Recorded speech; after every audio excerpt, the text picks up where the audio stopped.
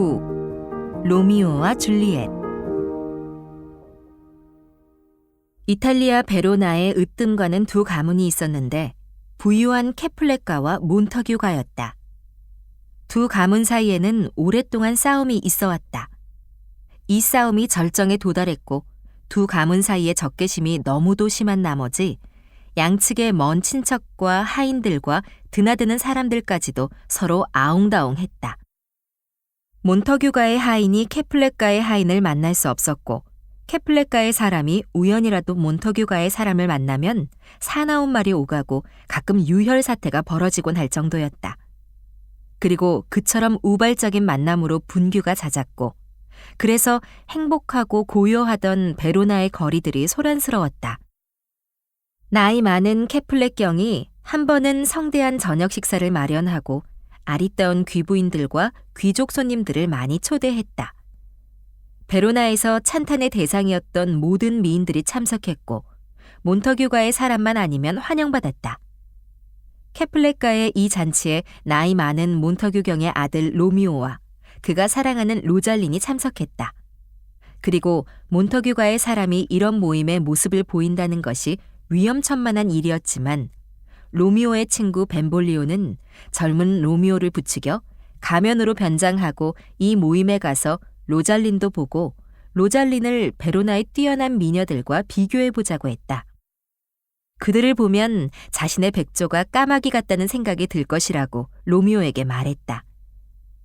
로미오는 벤볼리오의 말을 별로 신임하지 않았다. 그럼에도 로잘린에 대한 사랑 때문에 그는 가기로 했다. 로미오는 진실되고 열정적인 사랑 때문에 잠을 이루지 못했고 사람들을 피해 혼자 있었는데 로미오를 경멸하고 예의나 애정이라고는 눈꼽만큼도 보이지 않으며 그의 사랑을 뿌리치는 로잘린을 사모하는 남자였던 것이다. 그리고 벤볼리오는 로미오에게 여러 숙녀들을 보여줌으로써 친구의 맹목적인 사랑을 고쳐주고자 했다. 그리하여 젊은 로미오는 벤볼리오와 그들의 친구 머큐시오와 더불어 가면을 쓰고 캐플렛가의 잔치에 갔다. 나이 많은 캐플렛은 그들을 환영했고 발가락이 아프지 않은 이상 숙녀들이 그들과 춤을 추게 될 것이라고 말해주었다. 그리고 노인은 쾌활하고 즐거웠으며 젊은 시절에 자기도 가면을 쓰고 아리따운 아가씨의 귀에 속삭이며 이야기하곤 했다고 말했다. 그리고 그들은 춤을 추게 되었다. 그런데 로미오는 갑자기 저쪽에서 춤을 추는 한 아가씨의 뛰어난 미모에 충격을 받았다. 그녀는 횃불에게 밝게 타는 법을 가르치는 것 같았고 그녀의 미모는 밤에 흑인이 장식한 값진 보석처럼 보였다. 그 미모를 사용하자니 너무도 값지고 속세엔 너무도 아까웠다. 까마귀들이 모여있는 가운데 흰 비둘기 같고 그의 미모와 탁월함은 너무도 훌륭하여 참석한 아가씨들 위에 빛났다. 그가 이런 찬사를 늘어놓는 동안 캐플렛경의 조카인 티발트에게 들켰다. 그는 목소리로도 로미오를 알아보았다. 그리고 이 티발트는 사납고 열정적인 기질을 가진 사람이라서 몬터규가의 사람이 가면을 쓰고 들어와 그들의 잔치에 돌아다니며 비꼬는 것을 견딜 수 없었다. 그리고 그는 저돌적으로 매우 화를 내었고 젊은 로미오를 죽을 듯이 치려했다. 그러나 그의 삼촌인 나이 많은 캐플렛경은 손님들에 대한 예의에서 그리고 로미오가 신사답게 처신했고 베로나의 모든 사람이 그를 덕망 높고 잘 배운 젊은이라고 칭찬하는 줄 알므로 티발트가 그 시간에 사람에게 상처를 입히지 못하게 막았다. 티발트는 자신의 뜻을 꺾고 참을 수밖에 없어서 자제하고 있었지만 이 야비한 몬터규의 놈을 친입죄로 단단히 혼을 내주겠다고 다짐했다. 춤이 끝나자 로미오는 아가씨들이 서 있는 곳을 살펴보았다. 그는 가면을 쓰면 조금 지나친 행동도 이해되므로 매우 부드럽게 그녀의 손을 성전이라고 부르며 잡는 채 했다. 만일 그가 그녀의 손을 잡아 더럽혔다면 자신은 부끄러운 순례자이니 속죄를 위하여 손에 입을 맞추겠다고 했다. 그러자 아가씨가 대답했다. 착한 순례자님, 당신의 기도를 들으니 너무 예의 바르고 정중하세요. 성인들의 손을 순례자들이 만지지만 입 맞추진 않아요. 성인에게나 순례자에게도 입술이 있지 않습니까? 하고 로미오가 말했다. 하지만 그들은 기도할 때나 입술을 쓰죠. 하고 아가씨가 말했다. 그러면 나의 성인이시여, 내 기도를 들으시고 제가 낙심하지 않도록 허락하소서. 그들은 그런 암시 어린 말을 주고받으며 사랑에 빠졌는데 그때 아가씨의 어머니가 그녀를 불러 데려갔다. 그리고 로미오는 어머니가 누구시냐고 물었고 자신의 정신을 앗아가버린 비할 데 없이 아름다운 아가씨가 몬터규가의 불구대천의 원수인 캐플렛 경의 딸이며 상속녀인 젊은 줄리엣임을 알았다. 그는 부지불식간에 원수에게 자신의 마음을 주어버린 것이다. 그 때문에 그는 괴로웠다. 그러나 사랑을 포기할 수 없었다. 줄리엣은 자신과 이야기를 나누고 있었던 신사가 몬터규가의 로미오임을 발견하고 마음의 갈피를 잡을 수 없었다. 갑자기 로미오에 대한 성급하고 경솔한 열정에 사로잡혔기 때문이었다. 그건 로미오도 마찬가지였다. 그리고 그녀에게는 원수를 사랑하지 않을 수 없고 가장 미워하던 그 가문에 대하여 자신의 사랑에 피어올랐다는 사실이 놀라운 사랑의 탄생처럼 보였다. 한밤중이 되자 로미오는 친구들과 헤어졌다. 그리고 곧 로미오는 사라졌다. 로미오는 그가 그 마음을 두고 온 집에서 멀리 떠날 수 없어 줄리엣의 집 뒤편에 있는 과수원 담을 뛰어넘었다. 여기서 그는 새로운 사랑에 관하여 곰곰이 생각하고 있었는데 오래지 않아서 줄리엣이 창문으로 모습이 보였다. 창문으로 보이는 그녀의 탁월한 미모는 동편 태양의 햇살처럼 쏟아지는 듯했다. 과수원을 희미한 빛으로 비추는 달은 이 새로운 태양의 뛰어난 광채에 병이 나서 창백해진 듯이 보였다. 그리고 그녀가 손으로 뺨을 괴고 있으니 로미오는 그 손에 장갑이 되어 그녀의 뺨을 만질 수 있기를 간절히 바랐다. 그녀는 내내 혼자 있다고 생각하며 깊은 한숨을 내쉬며 소리쳤다. 아, 로미오는 그녀의 말에 매료당하여 부드럽게 그리고 그녀에게 들리지 않게 말했다. 다시 말해주어, 빛나는 천사여. 오늘 밤 내 머리 위로 보이는 그대는 사람들이 고개를 돌리고 뚫어지게 쳐다보는 날개 달린 하늘의 천사와 같구려. 줄리엣은 자신의 말이 들리는 줄 모르고 그날 밤의 사건으로 생긴 사랑에 마음이 부풀어 올라 연인의 이름을 부르고 말았다. 물론 로미오가 없다고 생각했다. 로미오님, 로미오님. 하필이면 로미오님이신가요? 나를 위하여 그대의 부친을 부인하고 그대의 이름을 포기하세요. 그대가 그렇게 하지 않으면 저를 사랑한다고 맹세라도 해주세요. 저는 더 이상 캐플렛가의 사람이 되지 않을 거예요. 로미오는 그 말에 용기를 얻어 말을 하려 했지만 좀 더 듣고 싶은 마음이 생겼다. 그리고 줄리엣은 혼자서 열정적인 이야기를 계속하면서 여전히 로미오에게 로미오가 몬터규 사람인 것을 원망하고 그가 다른 이름을 가질 것을 소원했다. 그렇지 않으면 그는 미운 이름을 버리고 몸에 붙어있는 것도 아닌 그 이름 대신에 자신을 몽땅 가지라고 했다. 이 사랑의 말에 로미오는 더 이상 참을 수 없었다. 마치 그녀의 말이 꿈에서가 아니라 자신에게 개인적으로 전하는 것인 양 그 대화에 끼어들어서 그녀에게 자기를 사랑이라고 불러달라고 했다. 그렇지 않으면 그녀가 좋아하는 다른 이름으로 불러달라고 했다. 왜냐하면 로미오라는 이름이 그녀가 싫어하는 것이라면 그는 더 이상 로미오가 아니었기 때문이다. 줄리엣은 정원에서 들리는 남자의 목소리를 듣고 놀랐으나 처음에는 밤과 어둠을 타서 자신의 비밀을 우연히 알게 된 그가 누구인지 알지 못했다. 그러나 로미오가 다시 이야기했을 때 그녀의 귀는 로미오의 말을 100마디도 듣지 못했지만 연인의 귀는 사랑하는 이의 말을 잘 알아들으므로 즉시 그가 젊은 로미오인 줄 알았다. 그리고 그녀는 과수원 담을 넘어와서 모습을 드러내면 위험하다고 그에게 말했다. 왜냐하면 그녀의 친척이 그를 발견하는 날이면 그가 몬터규 사람이므로 죽일 것이기 때문이었다. 로미오가 말했다. 슬프구려. 당신의 눈이 그들의 20자루 칼보다 더 무섭소.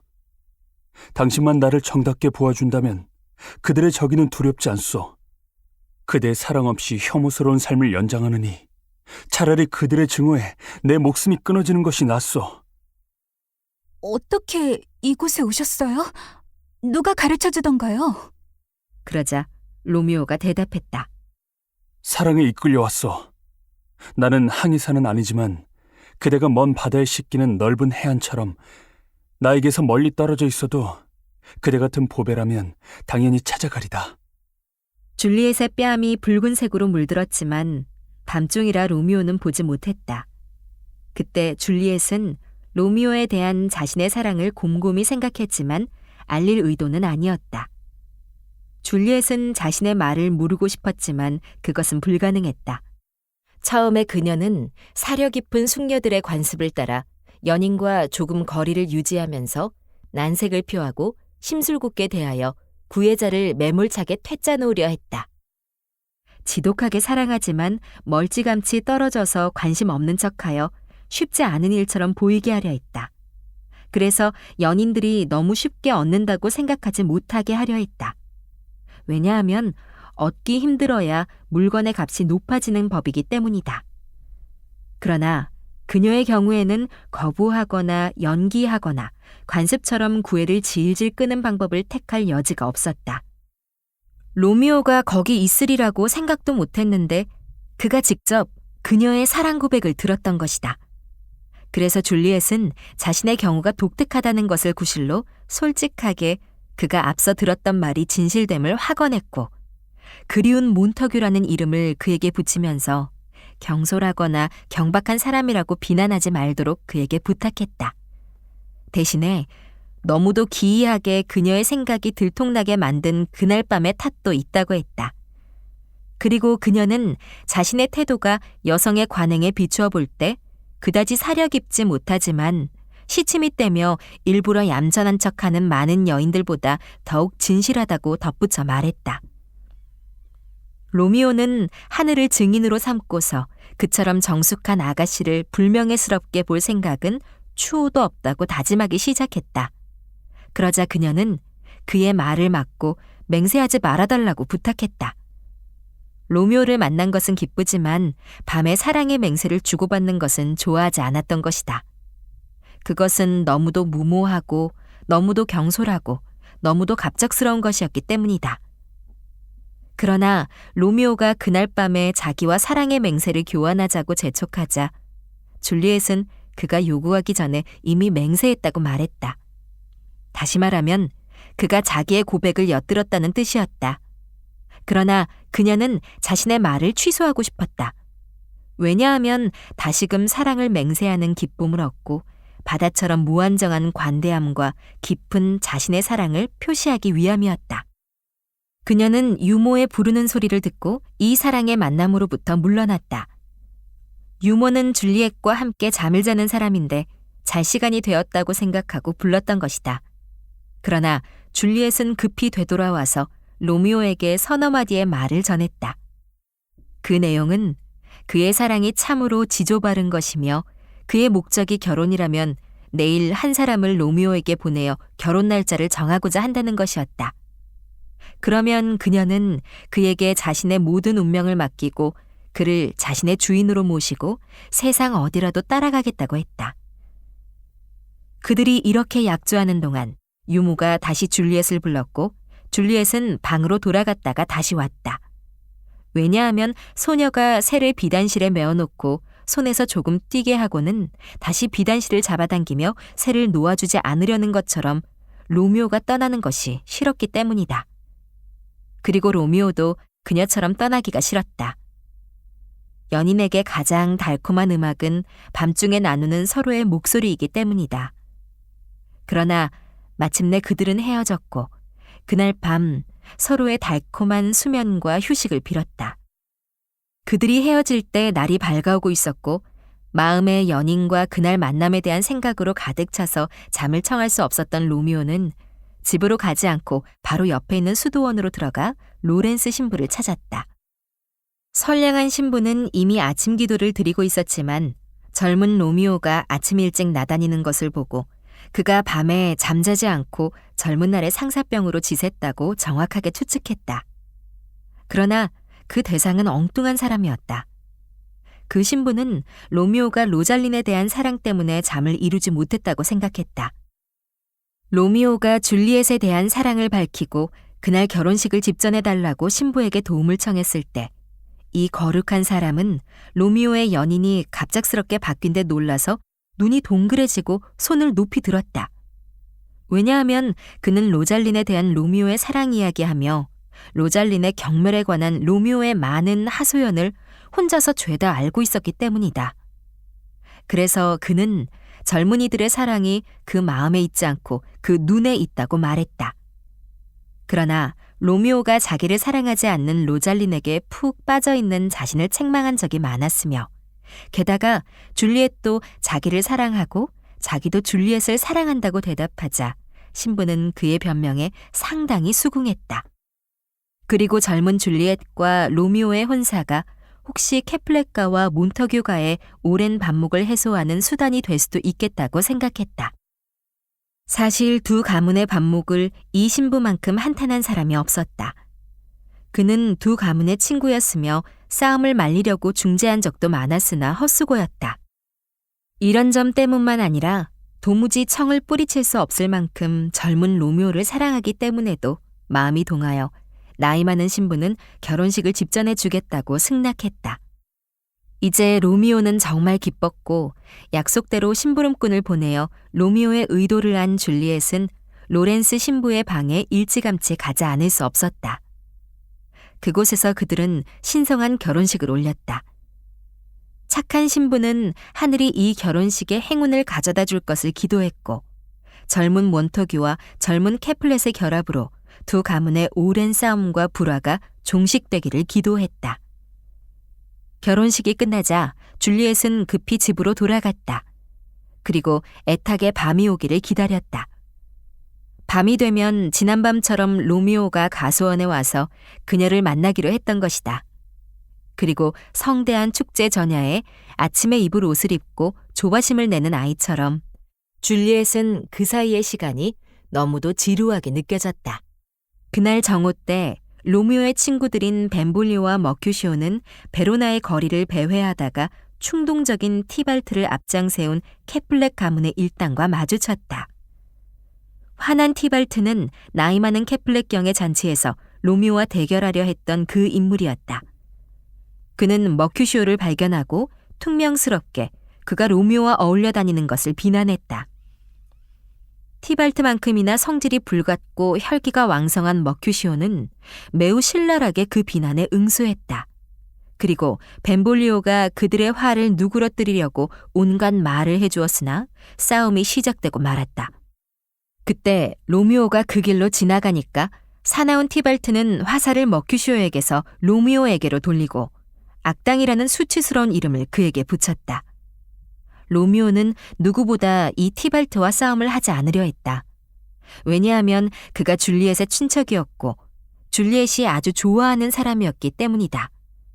게다가 이 젊은 몬터규 사람은 천성적으로 지혜롭고 온화하여 가문의 싸움에 사사건건 개입하지 않았으며 사랑하는 아내의 성인 캐플렛이라는 이름은 화를 돋우는 표어가 아니라 분노를 완화하는 주문이 되었다. 그래서 그는 마치 몬터규 사람인 자신이 캐플렛이라는 말을 내뱉을 때 은밀히 기쁨을 누리는 듯이 티발트에게 캐플렛 사람이라며 부드럽게 인사하며 그를 설득하려고 무진 애를 썼다. 그러나 몬터규 사람이라면 지옥의 사자처럼 미워했던 티발트는 로미오의 설득하는 말을 듣지 않으려고 했고 도리어 칼을 뺐다. 그리고 티발트와 평화롭게 지내려는 로미오의 속마음을 알지 못했던 머큐시오는 로미오의 인내를 수치스러운 굴복으로 여기고 경멸스러운 말로 티발트를 자극하여 자기와 싸움을 벌이자고 했다. 그러자 티발트와 머큐시오가 싸움을 벌였고 결국 머큐시오가 치명상을 입고 쓰러졌다. 그동안 로미오와 벤볼리오는 싸움꾼들의 싸움을 말리려고 애를 쓰고 있었지만 헛수고였다. 머큐시오가 죽자 로미오는 더 이상 성질을 참지 못했고 티발트가 자기에게 퍼부은 악당이라는 말을 조롱하듯 그에게 사용했다. 그리고 둘은 싸움을 벌였고 결국 티발트가 로미오에게 죽임을 당했다. 정오의 베로나 한복판에서 벌어진 이 죽음의 싸움에 관한 소식이 퍼지자 많은 시민이 그곳으로 속히 몰려들었고 늙은 캐플렛 경과 몬터규 경도 부인들을 대동하고 왔다. 곧 티발트가 죽인 머큐시오와 인척이며 몬터규가와 캐플렛가의 싸움으로 자주 혼란에 빠지는 정부의 평화를 유지해오던 영주가 도착했다. 그는 가해자에게 가장 엄한 벌을 시행하려고 작정한 터였다. 이 소동의 목격자였던 벤볼리오는 영주의 명령을 받아 자초지종을 이야기해야 했다. 그는 로미오에게 해를 끼치지 않으려고 할 수 있는 대로 진실을 이야기하면서도 친구들의 편을 들고 그들을 변명해 주었다. 친척 티발트를 잃고 너무도 슬퍼서 복수심이 머리 끝까지 치솟은 캐플렛 부인은 살인자를 엄격히 다스리고 벤볼리오의 설명을 귀담아 듣지 말 것을 영주에게 촉구했다. 벤볼리오는 로미오의 친구이며 몬터규 사람이므로 편파적으로 이야기하기 때문이라는 것이다. 그래서 그녀는 로미오를 고소했지만 그가 사위, 곧 줄리엣의 남편인 것을 알지 못했다. 한편 몬터규 부인이 자식의 생명을 위하여 탄원하면서 로미오가 티발트의 생명을 앗아갔을 때 형벌받을 만한 짓을 하지 않았다고 상당히 공정하게 주장했다. 왜냐하면 티발트의 생명은 이미 머큐시오를 죽임으로써 법률에 따라 상실되어야 하기 때문이라는 것이다. 영주는 여인들의 간절한 요구에 미동하지 않고 사실의 철저한 조사를 통하여 선고를 내렸고 그 선고에 따라 로미오는 베로나에서 추방되었다. 비보를 접한 줄리엣은 불과 몇 시간 전에 신부였는데 이제 이 명령으로 영원히 이혼당한 듯이 느껴졌다. 이 소식이 그녀에게 당도했을 때 줄리엣은 처음에 로미오에게 화가 났다. 그는 자신의 사랑하는 사촌을 죽인 사람이었다. 그녀는 로미오를 아름다운 독재자, 천사 같은 마귀, 굶주린 비둘기, 늑대의 본성을 가진 어린 양, 얼굴은 화려하지만 마음은 뱀 같은 사람, 그 밖에 상반적인 내용을 담은 이름으로 불렀다.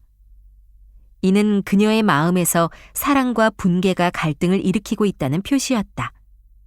그러나 결국 사랑이 승리를 거두었고 로미오가 사촌을 죽인 데에 대해 흘렸던 그녀의 눈물은 티발트가 죽이려 하던 남편이 살아있는 것에 대한 기쁨의 눈물로 바뀌었다. 그러자 새로이 눈물이 쏟아졌다. 그리고 그것은 전적으로 로미오의 추방에 대한 슬픔의 눈물이었다. 그 말은 여러 명의 티발트가 죽었다는 말보다 그녀에게 더욱 두려운 것이었다. 로미오는 소동 후에 로렌스 신부의 독방으로 피신했다. 그곳에서 그는 처음으로 영주의 판결을 알게 되었고 그것은 그에게 죽음보다 두려운 것처럼 보였다. 그에게는 베로나 성벽 바깥에 세상이 없고 줄리엣을 떠난 삶이 없는 듯이 보였다. 천국은 줄리엣이 사는 곳이며 그 외의 곳은 연옥과 고문과 지옥이었다.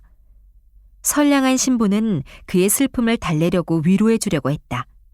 그러나 극도로 흥분한 젊은이는 아무 말도 듣지 않으려 했고 미친 사람처럼 머리카락을 뜯고 자기 무덤을 만들어 달라고 하며 바닥을 굴렀다. 보기 흉한 처지에서 로미오는 사랑하는 아내에게서 전가를 받고 조금 힘을 얻었다. 그런 후에 신부는 그의 남자답지 못한 연약함에 관하여 충고할 기회를 잡았다. 그가 티발트를 죽였지만 저러다가 자기 자신과 자신만 바라보고 사는 사랑하는 아내를 죽이지 않겠는가.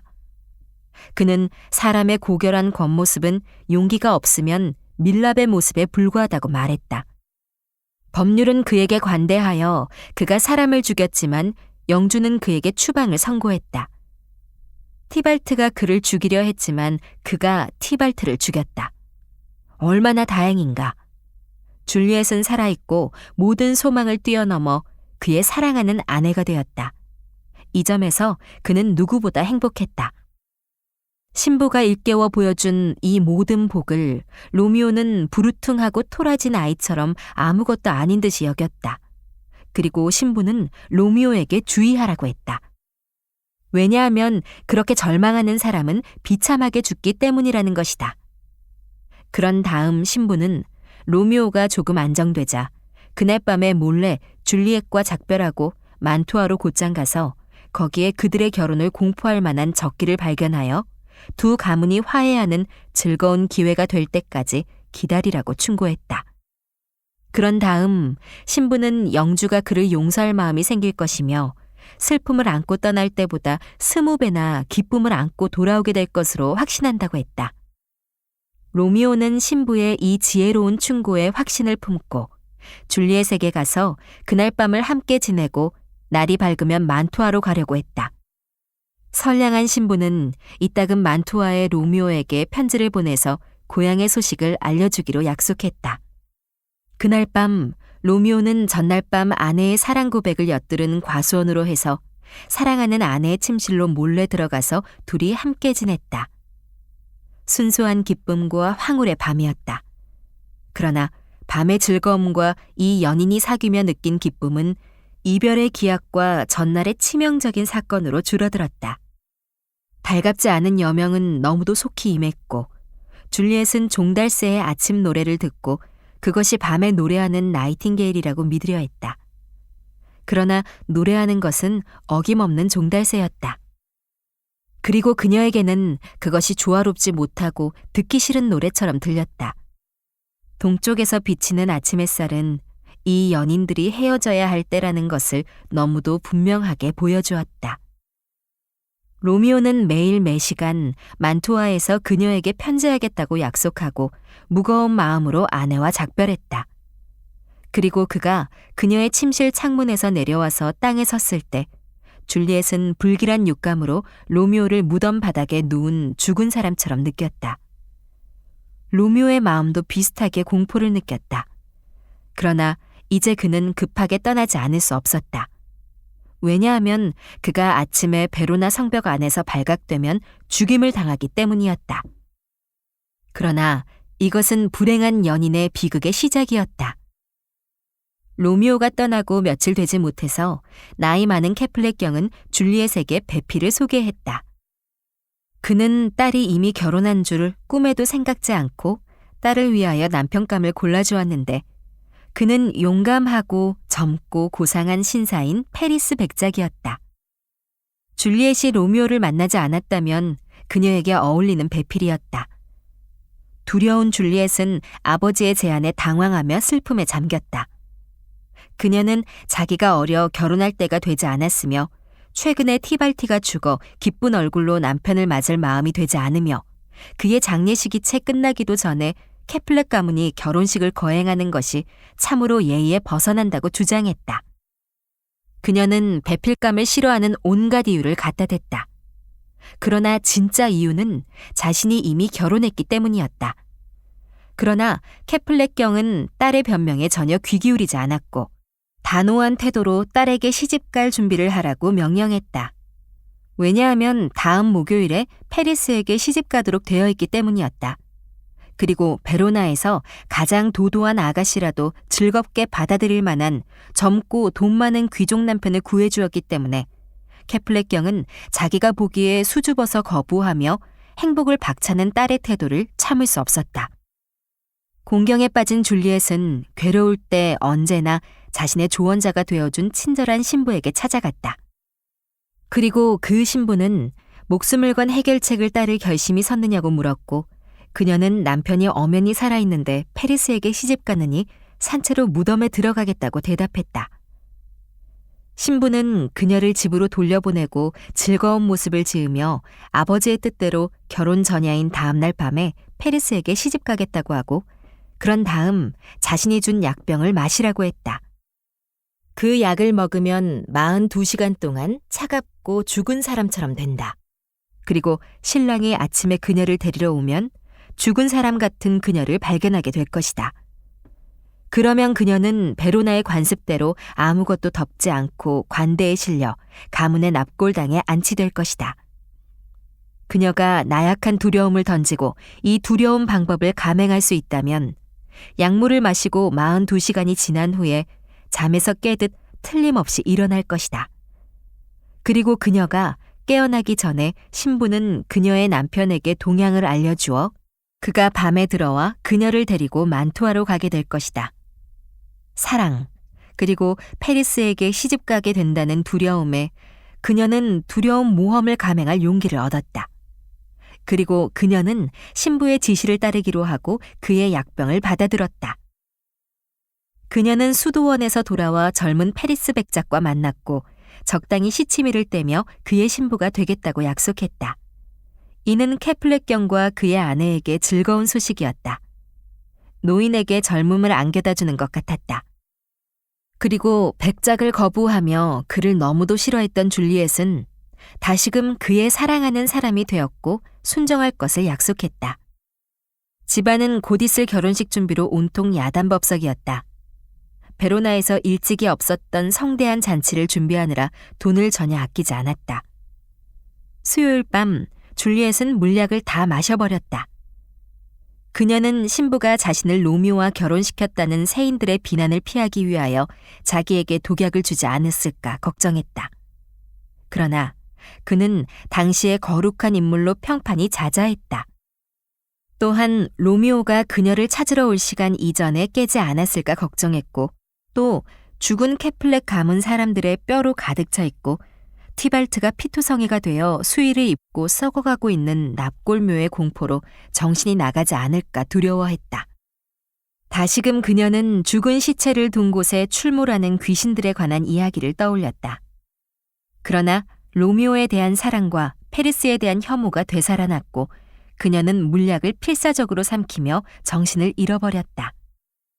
젊은 페리스 백작이 신부를 깨우려고 음악을 연주하며 아침 일찍 왔을 때 그녀의 방은 살아있는 줄리엣이 아니라 생명 없는 시체의 두려운 모습을 보여주었다. 그의 소망은 산산조각 나고 말았다. 온 집은 당혹감으로 넘쳐흘렀다.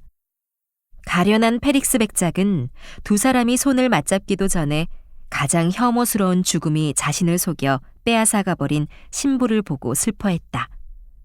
그러나 더욱 슬픈 것은 눈에 넣어도 아프지 않고 위안을 주던 하나밖에 없는 불쌍한 자식을 잔인한 죽음으로 잃어버린 나이 많은 캐플렛경과 부인의 곡소리였다. 이 사려 깊은 부모는 전도 양양하고 조건 좋은 배필을 구해 딸이 더 나아지는 것을 보려는 순간에 그 일을 당한 것이다.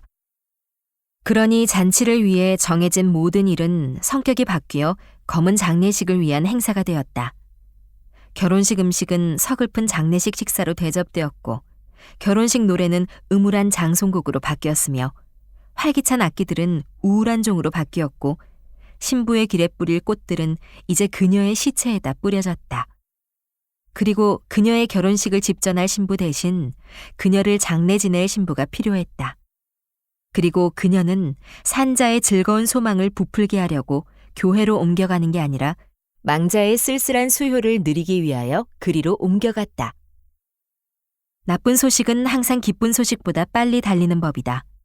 로렌스 신부가 이것이 가짜 장례식이며 죽음의 그림자와 흉내에 불과하며 로미오의 사랑하는 아내가 무시무시한 방에서 로미오의 도착으로 풀려날 것을 기대하며 잠시 무덤에 누워있게 될 것임을 알려주려고 보낸 심부름꾼이 도착하기 전에 줄리엣의 죽음에 관한 끔찍한 이야기가 만투아의 로미오에게 전해졌다.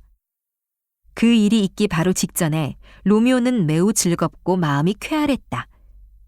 그는 그날 밤에 자신이 죽고 아내가 와서 자신이 죽은 것을 보고 자기의 입술에 입 맞추어 생명을 불어넣자 자신이 살아나 황제가 되는 꿈을 꾸었다.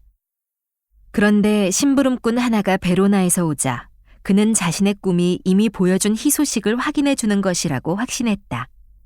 그러나 기분 좋은 꿈과 정반대되는 일이 일어나서 진짜로 죽은 것은 자신의 아내이며 자신이 입맞춤으로 되살릴 수 없는 것으로 드러났을 때 그는 말을 대기하도록 명령했다. 왜냐하면 그날 밤에 베로나로 떠나 무덤에 누운 아내를 보기로 결심했기 때문이다. 그리고 자포자기한 사람들의 생각에 나쁜 영향력이 신속히 효력을 미치듯이 그는 최근 만투아에서 만난 가련한 약종상을 떠올렸다. 그리고 굶주린 것처럼 보이는 그 사람의 거지 같은 용모와 더러운 선반에 텅 빈 상자들이 진열된 비참한 그의 가게 모습과 그 밖에 지극히 비참한 몰골들을 생각하고 이렇게 말했다. 만투와 법률에 따르면 독을 파는 것이 사형에 해당하지만 독이 필요한 사람이 있다면 저 가난뱅이 영감이 팔겠지. 이런 생각이 떠오르자 그는 약종상을 찾아 나섰다. 그리고 일부러 망설이는 척하다가 그에게 황금을 주었고 가난한 그는 황금을 뿌리칠 수 없어서 독을 팔았다. 그리고 만일 독을 마시면 20명을 당해낼 수 있는 장사라도 금방 죽을 것이라고 말했다. 로미오는 무덤에 누운 사랑하는 아내를 보기 위하여 독약을 갖고 베로나로 떠났다. 즉 아내의 모습을 본 다음 독약을 마시고 아내 옆에 눕기 위함이었다. 그는 한밤중에 베로나에 도착하여 교회뜰을 찾았다. 이 뜰 중앙에 케플렉 가문의 유구한 무덤이 있었다. 그는 횃불과 삽과 꼬인 철사를 준비하여 무덤 문을 부수고 들어갔다. 그때 야비한 몬터규놈! 이라 부르며 불법적인 일을 그만두라고 명령하는 목소리에 하던 일을 중단하고 말았다. 그것은 한밤중에 자신의 신부가 될 뻔한 여인의 무덤 위에 꽃을 뿌리러 줄리엣의 무덤을 찾아온 젊은 페리스 백작이었다. 그는 로미오가 죽은 자와 무슨 관계가 있는지 알지 못했지만 그가 몬터규 사람, 모든 캐플렛 가문의 철천지 원수라는 것을 알았다. 그리고 그는 로미오가 죽은 시체에 야비하게 모욕을 주려고 야밤에 왔다고 판단했다.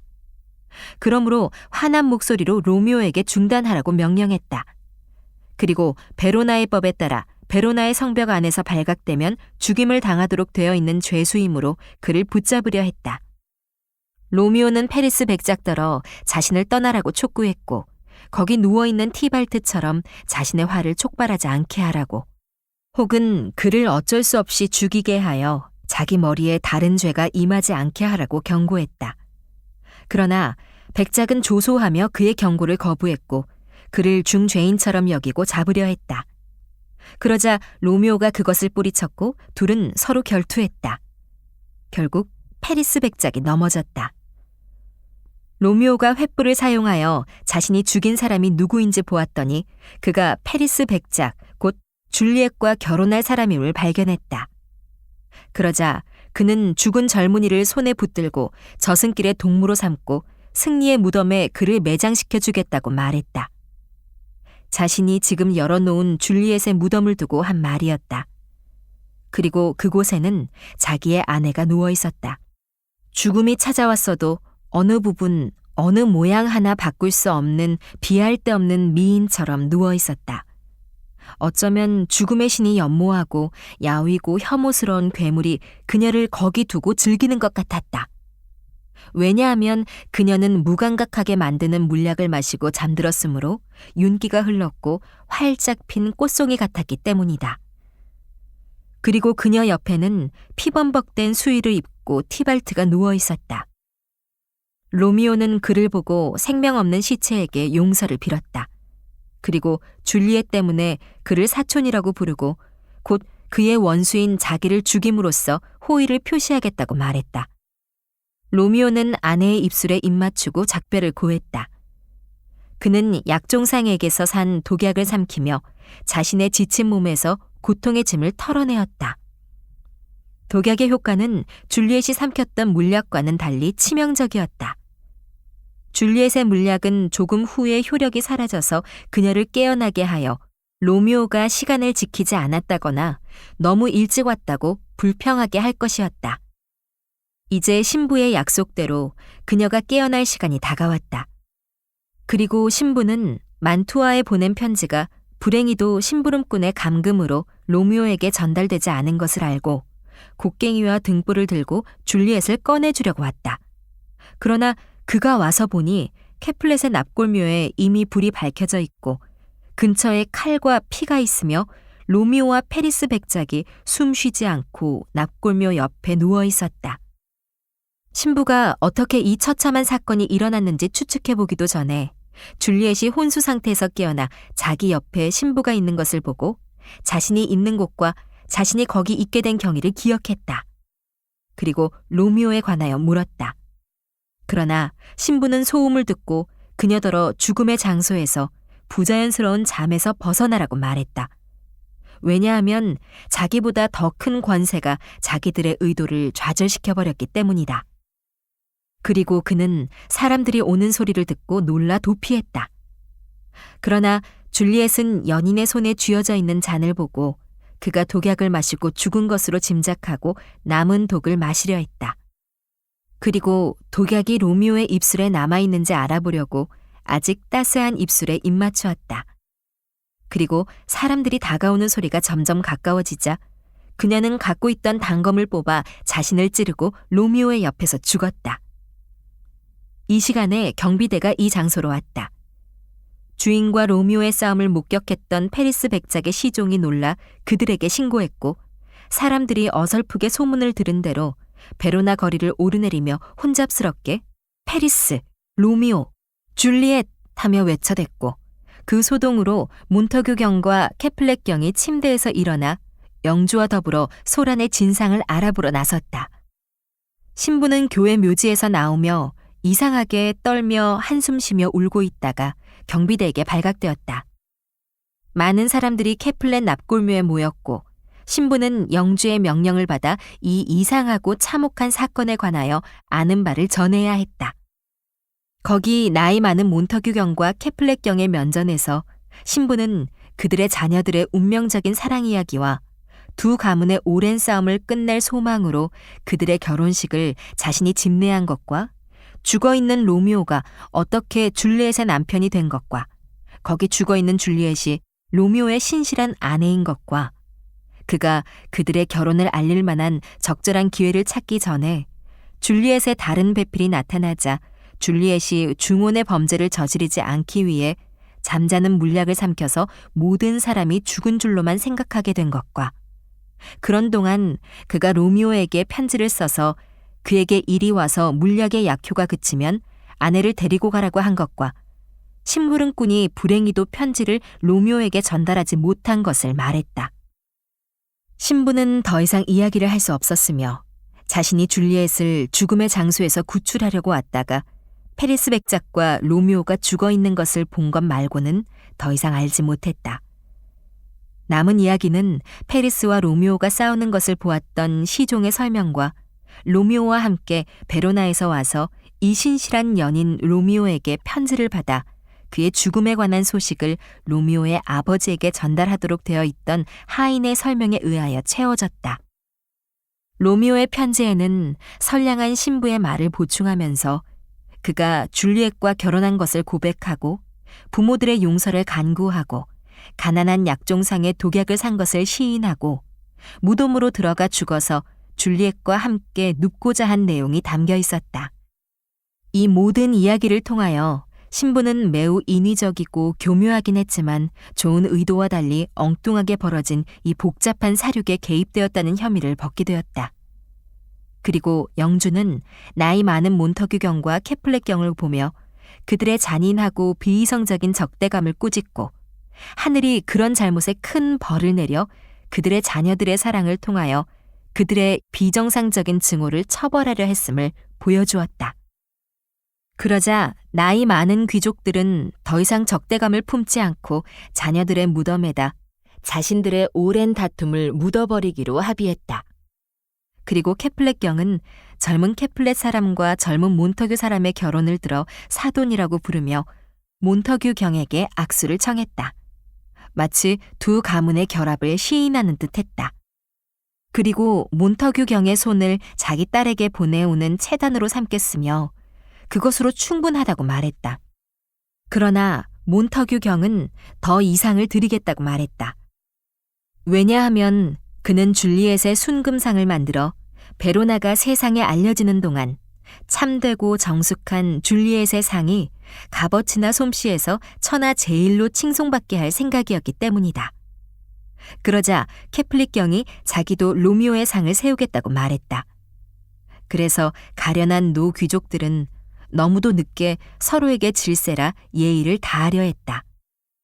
지난날 그들의 분노와 적대감이 너무도 심했던 까닭에 그들의 싸움과 반목에 가련한 희생물이었던 그 자녀들의 두려운 죽음이 아니고서는 귀족 가문의 뿌리 깊은 미움과 질투를 제거할 길이 없었던 것이다.